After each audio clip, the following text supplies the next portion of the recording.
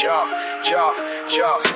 welcome to the show. It's Boston's Banter with Frank the Bank and Keith LaCava. You know the answer. Talking sports, breaking down the play so raw. From the Celtics to the Sox, we giving you the score.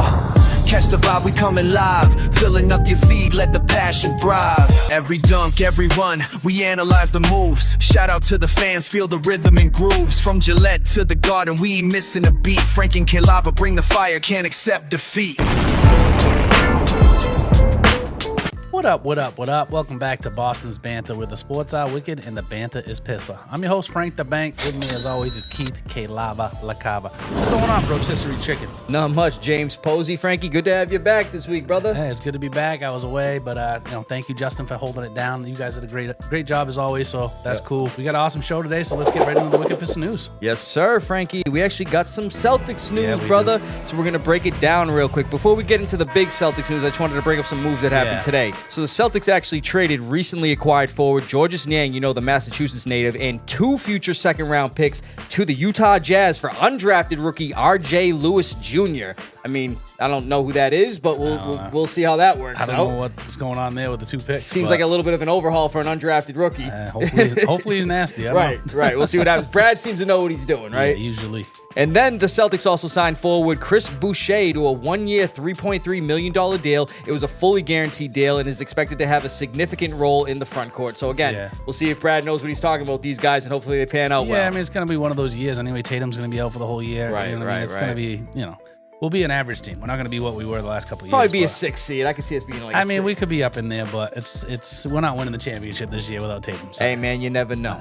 Cinderella story. That would be sick. But, Frankie, we actually got some notable Celtics news regarding our owner and everything. Yeah. So, Celtics minority owner Steve Pagliuca, if I said that right, has reached a deal to buy the WNBA's Connecticut Sun for a record $325 million and move the team to Boston. The franchise wouldn't play in Boston until the 2027 season. Yep. And Pagliuca also would contribute $100 million for a new practice facility in Boston for the team. I mean, that's great. I mean, I've been to a Suns game. It's fun. I like playing. I like that it was at Mohegan, and I heard that the Connecticut Sun didn't really want to move to Boston and still don't, but. Nonetheless, if he's buying the team and he wants them here, they're coming here. So right, that's what I'm saying. The market's bigger anyway. I mean, Mohegan's in the middle of the woods. That's what I'm saying. That's what I'm saying, bro. But the thing is, the Sun have played, like you said, regular season games at the TD Garden the past 2 years, so I think it's inevitable that a WNBA team will be in Boston. Yeah, it'd be great for Boston, yeah. Absolutely, bro. Alrighty, Frankie. So we're going to jump right from the Celtics into the Red Sox update. Playing real good. Dude, man, they're killing it, bro. Let's break it down. So the Sox are currently at 63-51 on the season. They moved up to second place in the AL East. Right behind Toronto. First spot in the wild card. So as of right now, man, we're leading that wild card. We're in the playoffs, brother. Out of the last 11 games, they're 9-2, 6 in a row. They're playing great. They're Absolutely, playing great bro. right now. Absolutely. So. And let's break it down what they did this past week. So they beat the Twins last Tuesday, 8-5 on the road in Game 2 of that series, followed by a 13-1 win over the Twins last Wednesday to win that series. The Red Sox had 4 home runs in that game, including back-to-back home runs by Romy Gonzalez and Matazaka Yoshida in the top of the 9th. Then a 2-1 extra inning win over the Astros in Fenway this past Friday. We actually got another first career stat for Roman Anthony. We're going to show the clip real quick. Roman Anthony, just a couple of months into his major league career, looking for his first major league walk-off here. So let's see what happens here with Roman Anthony. Winning run at third. And a fly ball to center field. That will end it. McCormick goes all the way back. It's over his head on the warning track. Roman Anthony's first career walk-off hit helps the Red Sox beat the Astros in Boston. And Roman Anthony gets his first career walk-off hit. They should call those Fenway greens the walk-off greens. It was the kid's first career walk-off hit, sending Wilyer Abreu home for the win, man. So he's been getting a lot of milestones this year, man. He's been hitting good. I mean, he ain't been really getting a lot of home runs, but like I said, his at-bat percentage has been looking pretty good. Yeah. Then a 7-3 win over the Astros on Saturday. The Sox had 3 home runs in this one from Gonzalez, Story, and Toro, followed by a 3rd straight win over the Astros on Sunday, this time winning 6-1 to win that series. And lastly, an 8-5 win on Monday to start the Royals series in Boston. Jarren Duran hit a home run in that one. That was a crazy game, too. I mean, the Royals started to make it a little interesting. We were up 8-1 at That's one what point. I'm saying. They were coming back, but they've been playing great. They're hitting the ball like crazy. Yes, the pitching's sir. been pretty good for the most part. So I mean, that's what right now they're doing real well. That's what we love to see, Frankie, man. I'm hoping we can get past Toronto, man, get in first place. Then my prediction will be right for the AL East. I'm saying, yeah, that'd be sick. Yes, I mean, sir. like I said, they're playing really good, and a lot of the guys are saying, it's a fun place to play again. They're having a lot of fun. You can see it out there. So absolutely, bro. So, So, Frankie, you got something you want to bring up about the Rockies? I mean, man. we always talk crap about the Rockies, Right. whatever you want to say, but they made one of the craziest comebacks in like the last 20 years, 2 decades roughly, but even all time. I mean, they were down 9 runs in the very first inning. Inning. So they ended up coming back and winning. The game was 17-16 was the final against the Pirates, right? Bro, so unreal. that's like a football score right there. First time since 08 that both teams in an MLB game scored at least 16 runs. Right, and the first time since 19 years ago, 06, that somebody came back being down 9-0 like that. That's so it was crazy, it was crazy. So that was a crazy comeback. And then what I thought was even crazy is the very next day, Paul Skeens was pitching for the Pirates. He was up 4 runs in the 6th. And then they tied it up against Paul Skeens, chased him from the game, and came back and won again against the Pirates. Man, and you know how good bro. Paul Skeens Yeah, is. We of talk course. about him all the time. Yeah. So they were down 4-0 in the 6th, and then they ended up coming back winning that game too. 2 games in a row like that. Crazy. Bro, yeah, So- man. I mean, the Rockies, they do suck, man, but the Pirates, man, that's just That's embarrassing. tough. Yeah, that's real tough. I mean, and for the Pirates, it's the first time they've lost while scoring 16 or more runs since 1893. yeah, I mean, if you score 16 runs in a baseball game, you expect them to win. You're up You know 9 what I in the mean? first, dude. You this better isn't win. Little League, you know what I mean? Right. This is the Major League That's what Baseball, I'm you know what I saying, mean? bro. So absolutely crazy, man. But actually, Frankie, just for the hell of it, I want to bring up the clip of that walk-off win for them because that whole You course gotta do field it. was going crazy, bro. Let's show it real quick. But get the W. I mean, you couldn't script it. No. High drive, deep left field, way back. He's done it. Unbelievable. I've never seen anything like this. 17-16. The Rockies win it. And can you blame them, man? Their team sucks, and they just I'm came back saying. like that, man, in interesting fashion. Yeah, that was awesome. It was great. Good for them. Absolutely, bro. So good for them, bro. Yeah, absolutely. They ain't making the playoffs, though, No, obviously. I don't know. All right, Frankie, let's get into some NFL We got news, some brother. NFL stuff, yep. So we got a wide receiver we were talking about a few weeks ago about a potential suspension, and it's not Rashee Rice, but we're going to bring up wide receiver Jordan Addison, and the NFL has suspended him for the first 3 games of the season for violating the league's substance abuse policy. Now, that's a lot of production that's going to be away from new quarterback J.J. McCarthy. I mean, mind you, this dude had 63 catches, 875 yards, and 9 touchdowns last season. He had 10 touchdowns the year before. It's crazy. I mean, that's tough. That's tough for 3 games, but it is what it is. Could have been worse. It could have. Fell asleep on the highway, I mean, bro. it's just idiotic. Yeah, absolutely. But Frankie, we actually got some more news regarding an NFL wide receiver, Yeah, this is and some craziness. this guy is very vital to his team. So this guy has recently requested a trade. So Commanders All-Pro wide receiver Terry McLaurin has requested a trade after reaching his breaking point after trying to seek a new contract with the team. Yeah. Last year with the Commanders, McLaurin had 82 receptions for 1,096 yards and 13 touchdowns, second bro. in the league for wideouts. Second in the league, right behind Jamar Chase and everything. And even approaching 30 years old, Frankie, the guy has had over 1,000 yards the last 5 seasons and gained some good chemistry with quarterback Jaden Daniels, bro. But I'm going to bring this up real quick because this is why I think he's a little pissed off.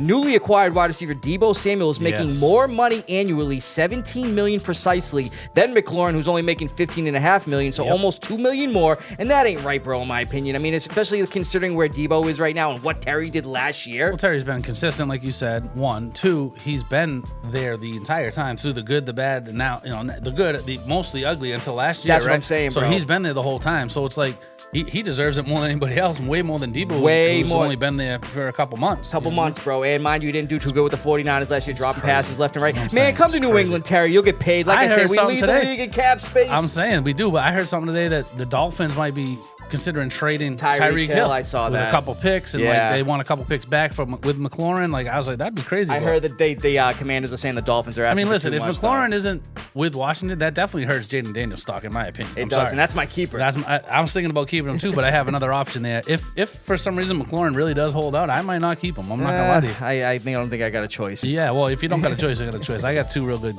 keeper options in mine. In your league, I got 2 good keepers. Yeah, But you do. In Yeah, you mine, do. I got 1 really good keeper. well, that's Jaden it. Jaden Daniels. Daniels is a great keeper. Either way, Absolutely, absolutely. But we got actually another notable star who's Yeah. actually requested a I'd trade rather out of see his this team. guy come to the Pats. That's what more I'm than saying, anybody. bro. So Cowboys star edge rusher Micah Parsons has requested a trade out of Dallas, man. And this past Friday, Parsons posted on social media a lengthy reasoning for him wanting out of Dallas, citing unresolved contract negotiations and perceived disrespect from the organization and owner Jerry Jones. There was apparently repeated shots taken at him regarding his injuries and contract narratives. Mind you, Jerry's an man. But he has stated that the Cowboys have no intentions of trading Parsons, and his trade request is part of the negotiations. But to bring up injuries to me is insane. He's had 12+ sacks every year of his career, bro. You know what? Screw it, man. Bring him to New England, too. We'll give him the first for him. I really think him coming to New England would be sick. I mean, we have the cap space.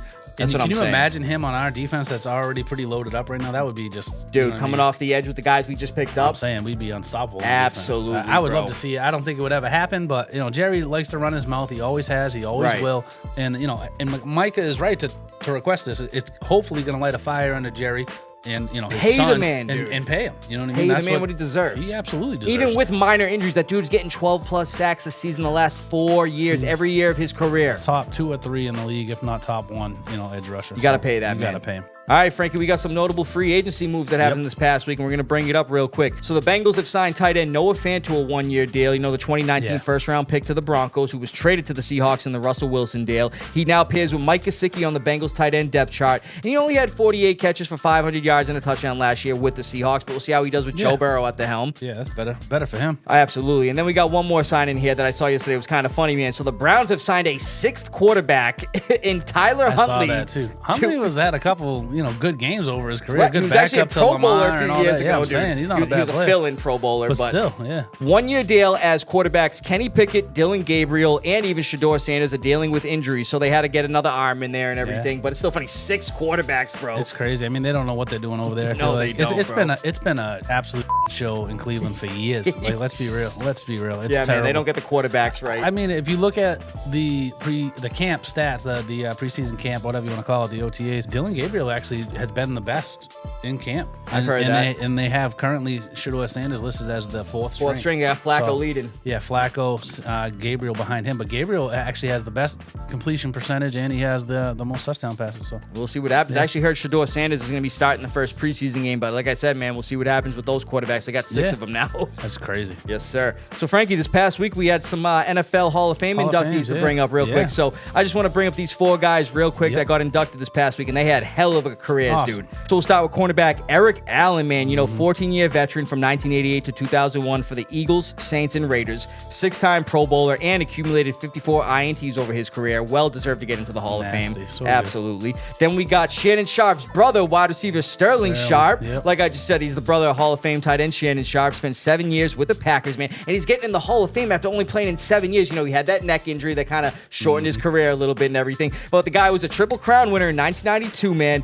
And during his time in the NFL, he was one of the best receivers in the league, 3-time All-Pro and a 5-time Pro Bowler. We got defensive end Jared Allen, a 12-year veteran, spent time with the Chiefs, Vikings, Bears, and Panthers. Led the NFL in sacks twice in his career, including 22 in 2011. Yeah, I remember that. Half a sack short of the single-season record, 4-time All-Pro, and is tied for the NFL records for most career safeties with 4 in most consecutive games with at least half a sack with 11. And Frankie, this last guy, I want you to bring up, bro. And we both love this guy, and he had an interesting record. Antonio Gates was one of the best, if not the best, to ever do it at tight end. Yes, he was. The coolest stat that I saw about him, he's the only NFL player that is now in the Hall of Fame, so the only Hall of Famer to never, ever play a football snap in college. Yeah, because he played basketball. He did not play a single snap of football in college. He's the only Hall of Famer in the Hall of Fame currently that to do that. Right. So I thought that was really cool. Really cool, bro. Dude, it doesn't even matter to me. Growing up a diehard Pats fan, man, I mean, I love the Chargers for the aspect, especially with you had LaDainian Tomlinson and Antonio Gates, man. And that duo right there, I'm surprised they just never even got to the Super Bowl. They couldn't. No, they couldn't do Lost to us in the AFC Championship one year, lost to us in the divisional another year. Yeah. I mean, they couldn't get by us. You feel bad for guys that have such good careers and just never win. They didn't even get to the Super Bowl. Like, it's tough. It's sad to see. Yeah, it is very sad. But, dude, well-deserved, man. One of the best tight ends I grew up watching in my lifetime. One of my favorites to ever do it. Good absolutely, guy, too. Absolutely, bro. Frankie, speaking of the Chargers, they just played in the first preseason game this past week in the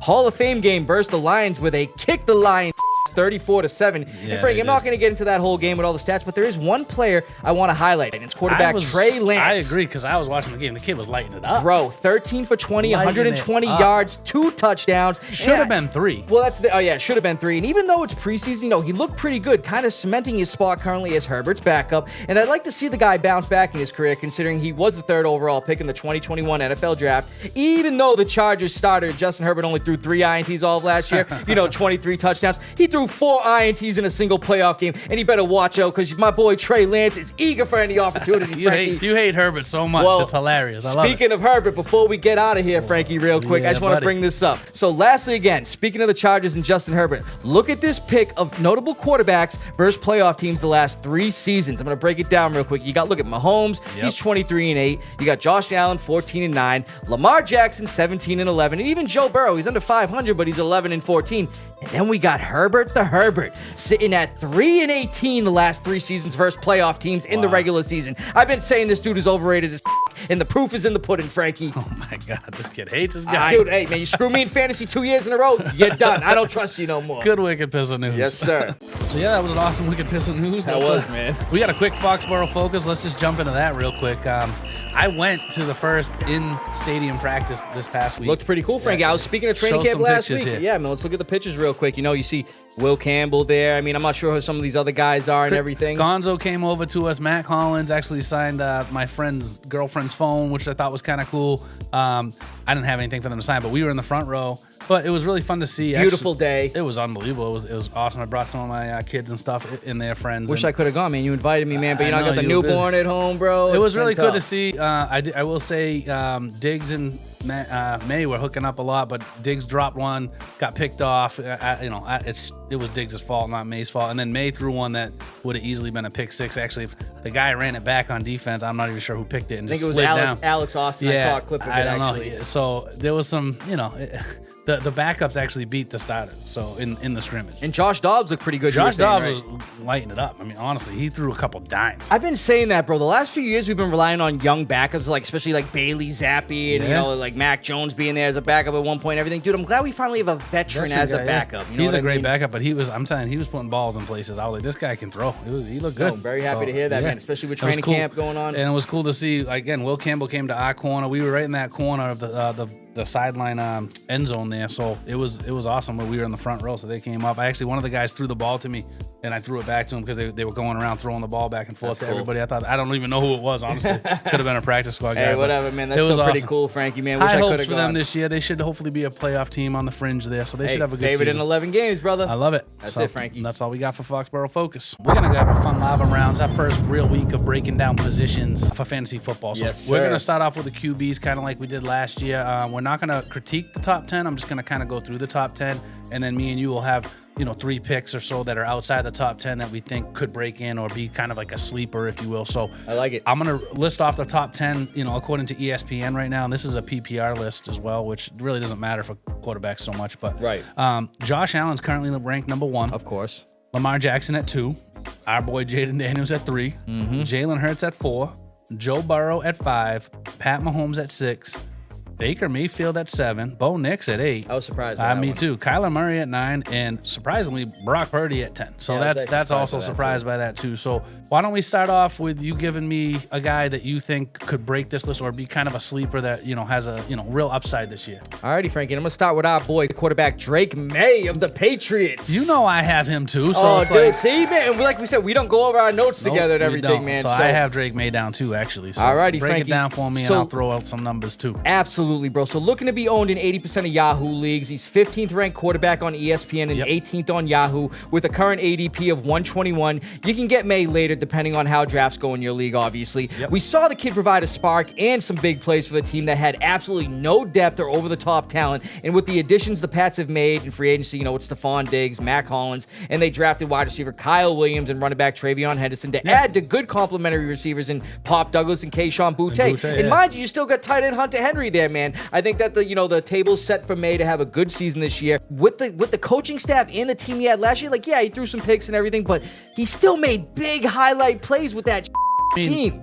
He averaged 19 points a game when he played 90% or more of the snaps, meaning when he didn't get hurt last year. So that right there tells you something. And like you said, we got Williams, Diggs, Henderson, better line, way better line. Everything's adding up that he should actually be a very good quarterback this year. He's drafted a little bit later. I feel like around here, because we're from New England, he's going to get drafted a little higher than what we're seeing for his ADP because of the hometown, the homers, and that's fine because I think he's going to be very good this year. Oh, dude, I wouldn't mind having him as a backup. And the thing is, too, like I said, with the coaching staff, you got head coach Mike Vrabel in there and OC Josh McGinnis. What kind of show we had with our offensive coordinators the last few years. Well, you know, being a mobile quarterback is kind of like a cheat code anyway, and he's very mobile. I mean, he got a lot of rushing yards last year, so I think that helps too. So, and he'll be playing full time as long as he doesn't get hurt. Dude, and the Pats got the third easiest schedule in the league. That's what I was just going to say. That's what I'm going to say, bro. The first four games, one of them we're going to, man, he's going to light it up. Yeah, I can't wait to see it. So. Absolutely, Frankie. Yeah, so, I mean, I'm going to go with Dak Prescott. He's currently 13th. I mean, what, 2 seasons ago, whatever it was, he was number 1 or 2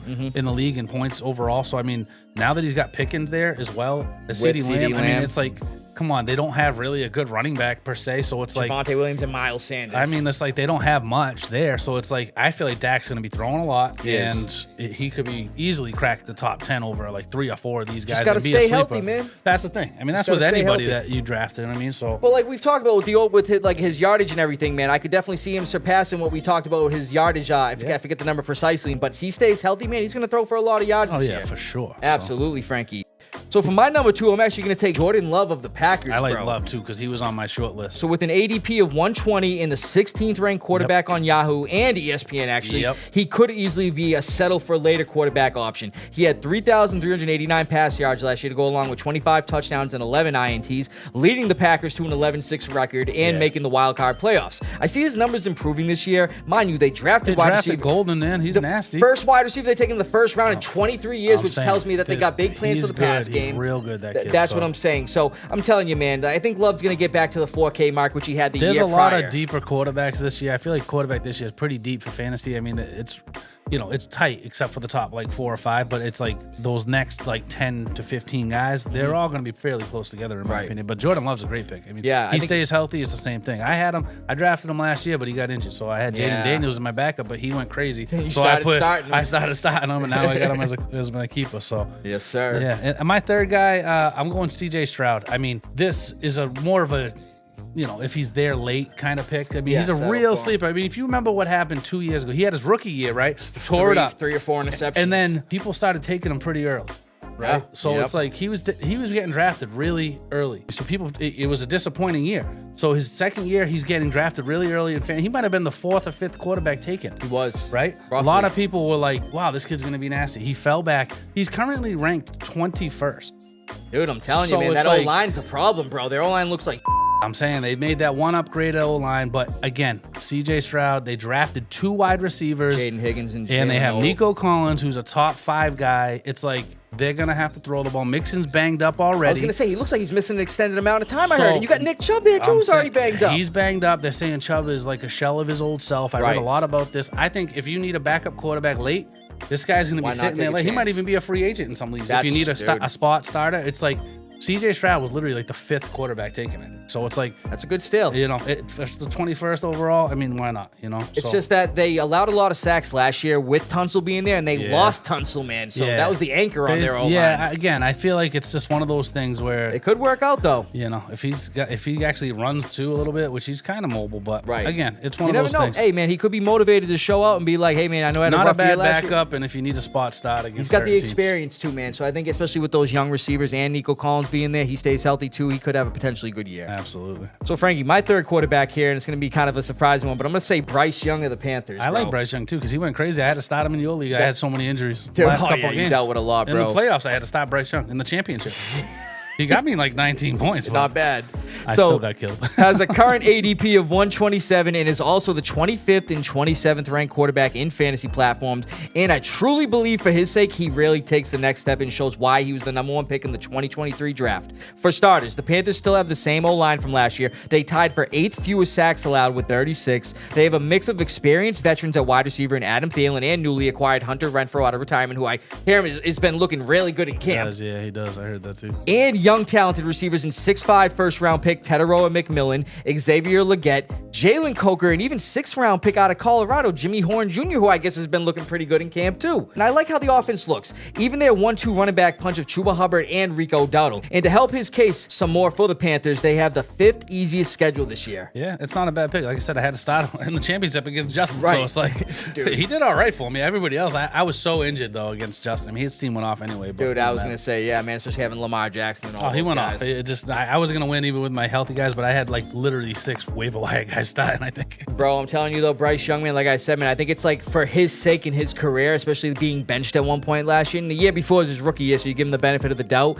But especially with these weapons they just gave him and everything, man, I see him really having a good year. He might not be. He might be out of the job. But I think that the bench benching really sparked something in him though, because he looked a lot better after he came back after that benching. So I mean, man, he's a humble quarterback, man. I'm telling you, I think he takes that leap this year. I like all these guys. I mean, I had a couple honorable mentions. Not really going to get into much, but Anthony Richardson, I know, is technically the backup. Guy sucked for me last year. I know, but he's 27th ranked out of 32 quarterbacks. You know what I mean? 30-something quarterbacks. Again, take him late and hope. He's looked great in camp. Everyone's saying great. Right. So, I mean, he has the physical craziness. If he could actually get the completion percentage down, not a bad, like, really late flyer. And Michael Penix in Atlanta's 24th overall. That kid's going to have a really good season, in my opinion. Yeah, so, no, I could definitely see something with him. Yeah, and Armani, if you're watching, I know you'd like that. Yeah, you just get Kyle Pitts the ball more. There you go. That's what he said in an interview the other day. Yeah, KP's going to be getting more of the ball. Him and Drake London. You know what I mean? That's right, Frankie. So good stuff, brother. We'll be doing running backs next week. Running backs next week. So, yeah, that's all we got for the Lava Round. Another great episode. And fantasy time, baby. It's good to be back. Good to be back in fantasy. Oh, I love it, man. Brother. So, what? Who the hell is knocking at the door like that? I just want to say how very sorry I am. Sorry about what? What is she talking about? And why is she standing on the other side of the door, bro? I don't like it. The truth is that I want an answer. An answer for what, Frankie? What's she asking? What's the question? I don't even know. She's on the other side of the door. I don't know what the hell is going on, Frankie. neither. But, dude, continue your lines, brother. It's good to be back again. Thank you, Justin, for holding it down. This is a true story that happened right here. What is that, bro? That is a creepy voice. What happened right here? I don't know. I don't know what they're talking about.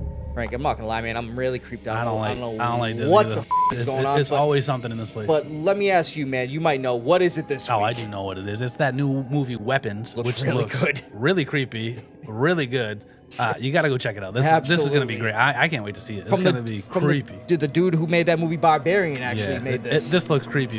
It's definitely something different. And I don't even know what it's about. It looks way different than a lot of the last few horror movies that we've even talked about. It looks cool. Right. What? You hear that knocking, bro? That's why are they knocking like that? Are you watching? Are you watching?